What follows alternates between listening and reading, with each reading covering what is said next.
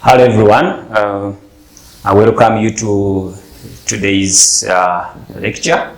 My name is John Sekajgo. I'm a lecturer in the Faculty of Agriculture and Environment Sciences at Mountains of the Moon University, and I'll be taking you through this course, GIS and remote sensing.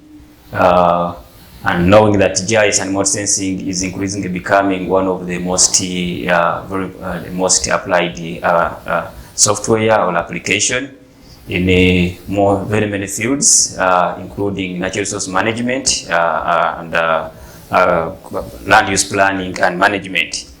So we shall be starting from the very basic introduction up to very detailed applications. So you don't need to get worried if you've never been introduced to GIS and remote sensing.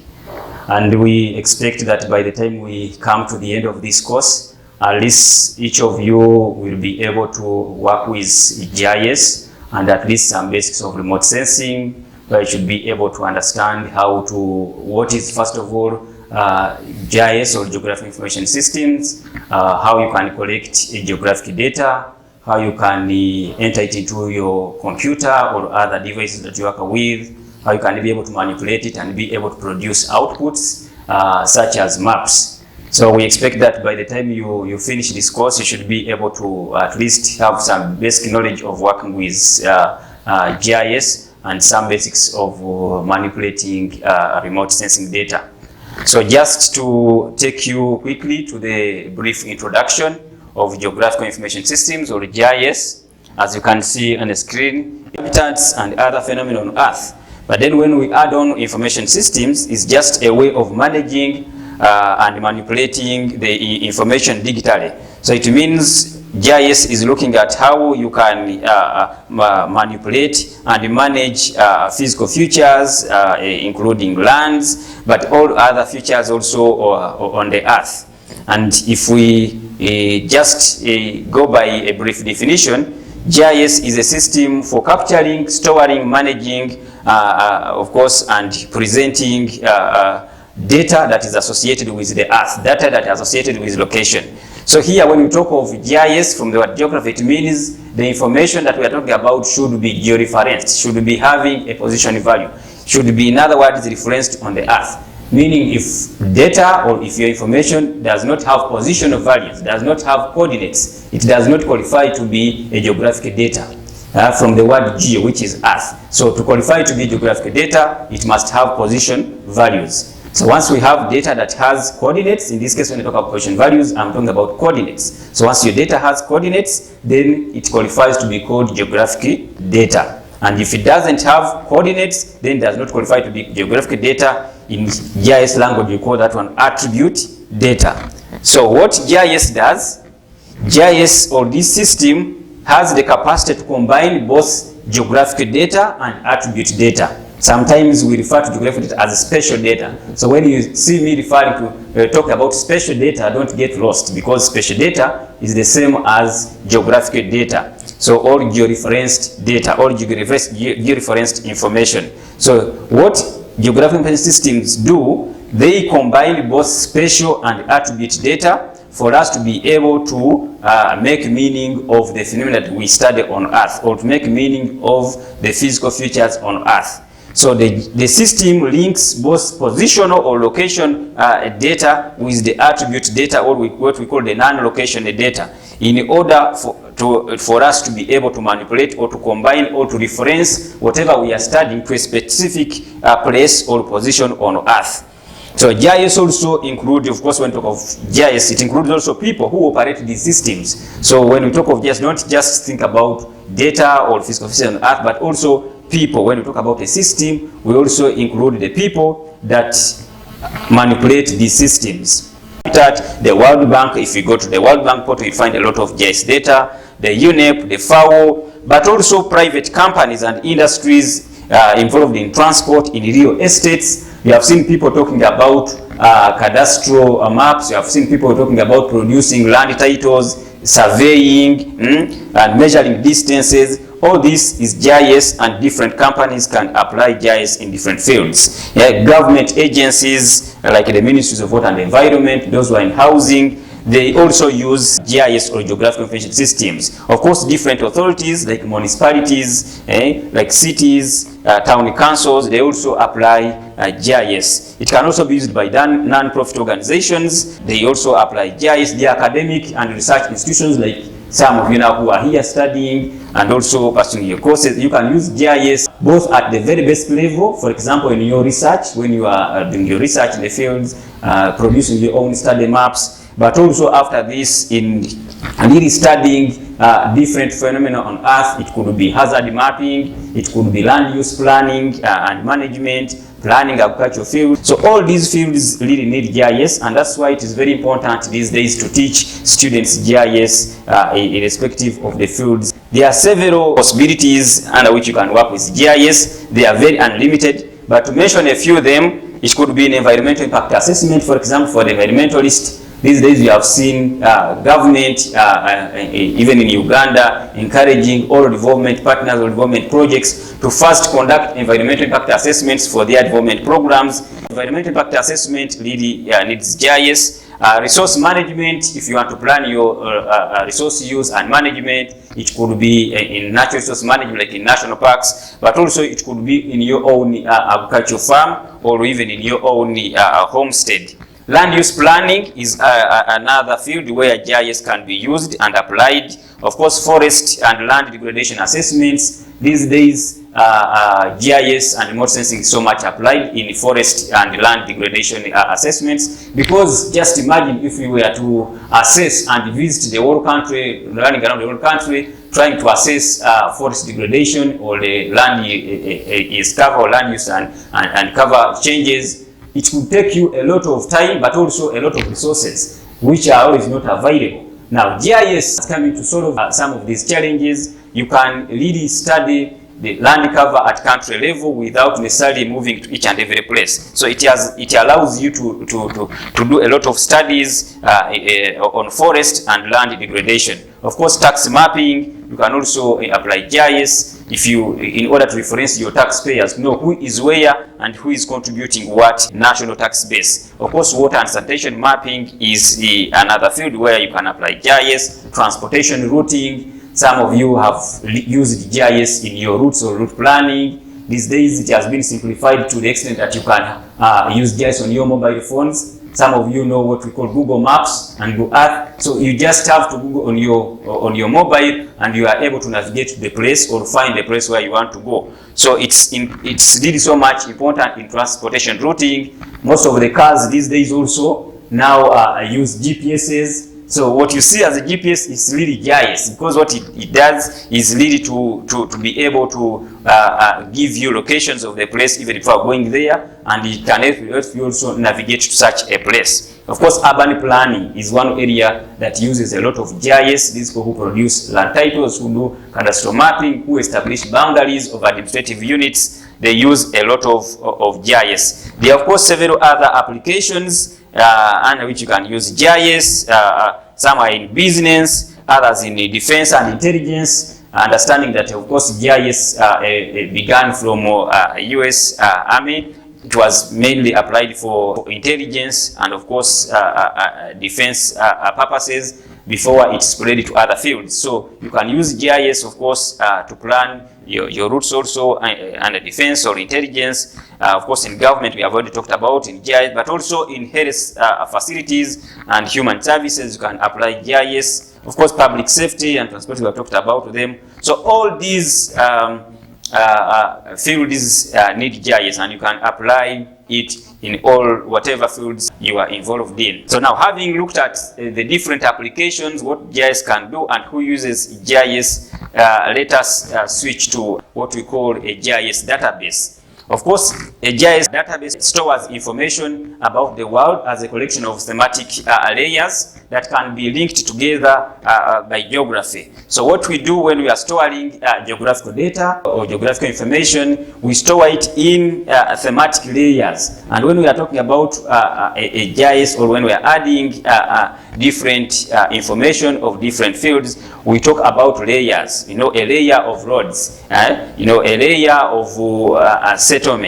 So it's stored in thematic layers, and as you can see in this picture, of course, you can see here we have different kinds of layers. It could be roads, like you can see in this picture on the screen. It could be a polygon of woodland, for example, if it is land cover, you see shrubs. So all these are different layers of land cover, grasslands. So if you are talking about land cover, it could be a layer of woodlands, a layer of grasslands, or it can be just one layer of land cover, and under land cover there can be different types. So a GIS database stores information about, of course, a collection of features on the Earth, and these different layers can be linked together, of course, to produce desired outputs.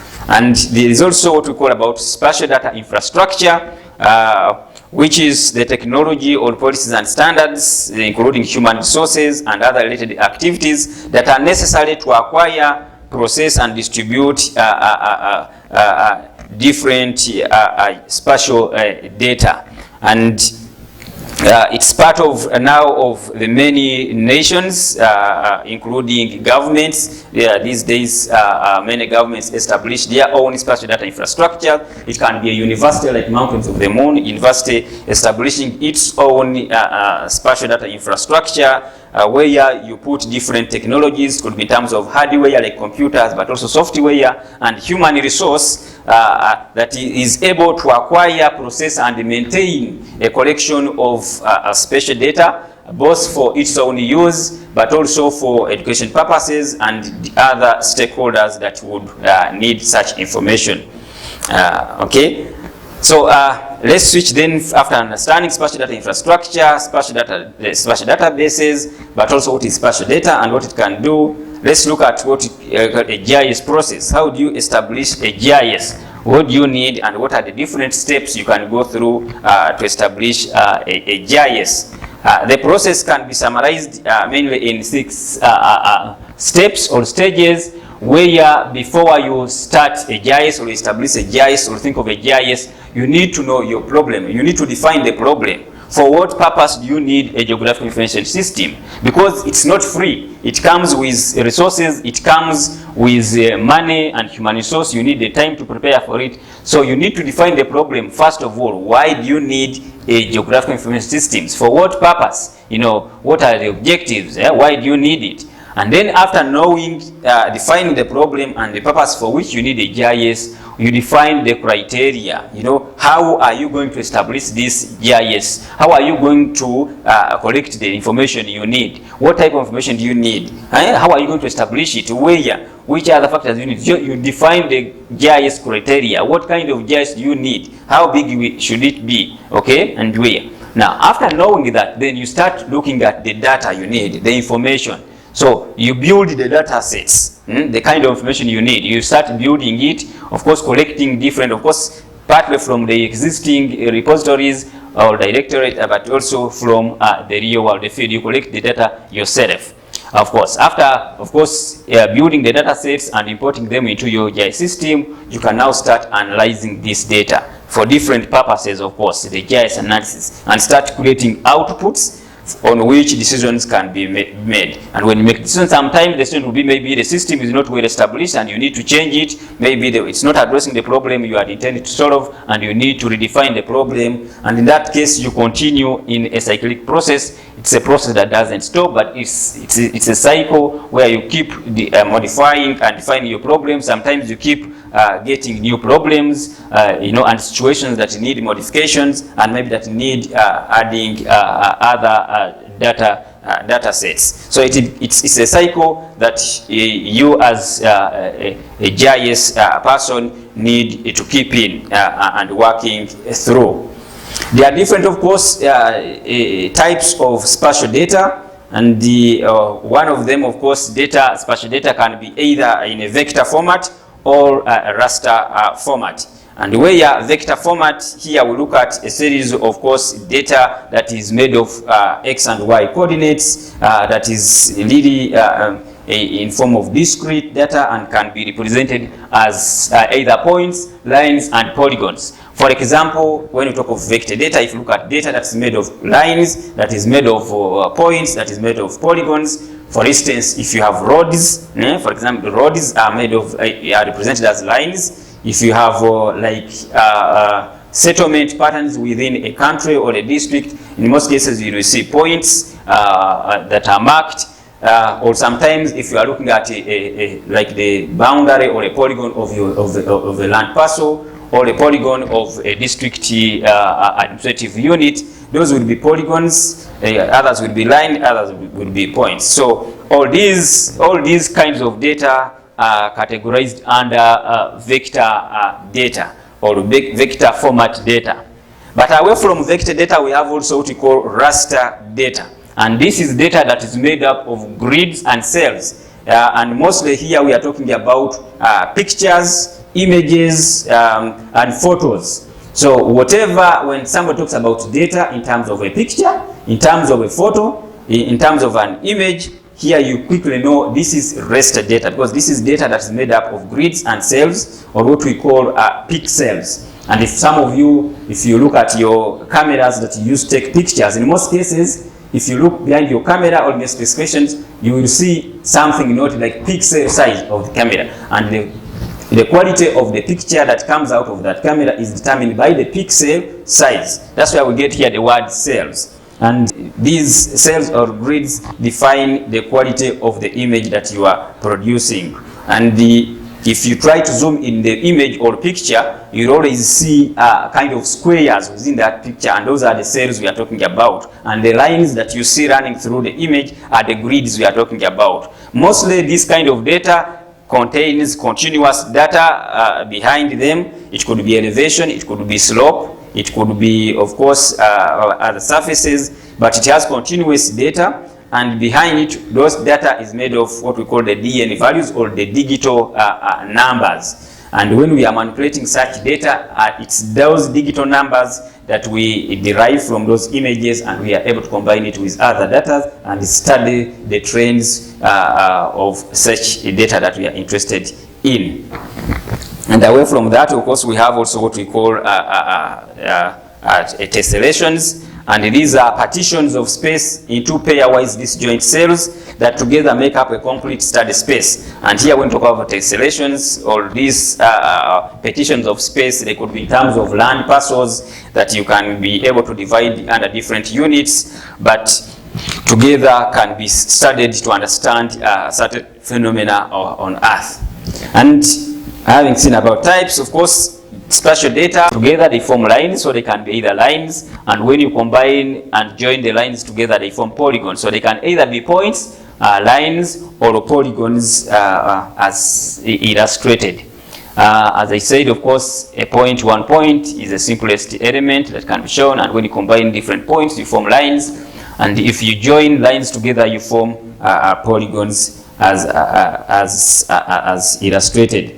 So of course, as engineers, we always need to symbolize spatial features in order to be able to associate attribute information. And we can classify different features into different dimensions, of course. Each classification of dimension is what we call a conceptual classification, as seen. So for each of these data formats or spatial data formats, there are different disadvantages and advantages. Of course, one of the advantages of vector data being that you can make accurate calculations, because you can do measurements yourself in a real geographic space and be able to calculate very well. Assuming you have a polygon, you can be able to calculate yourself and get accurate results. Like these people now who go in the field and do the land mapping or the survey, they are able really to get near real values from the field. Of course, the vector data also gives you better visualization. Remember, you can zoom in and see the data and analyze the details, which is not the case with raster data, as you always lose clarity as you zoom in. Some of you have taken pictures and realize when you zoom in, you always lose the clearness of the picture.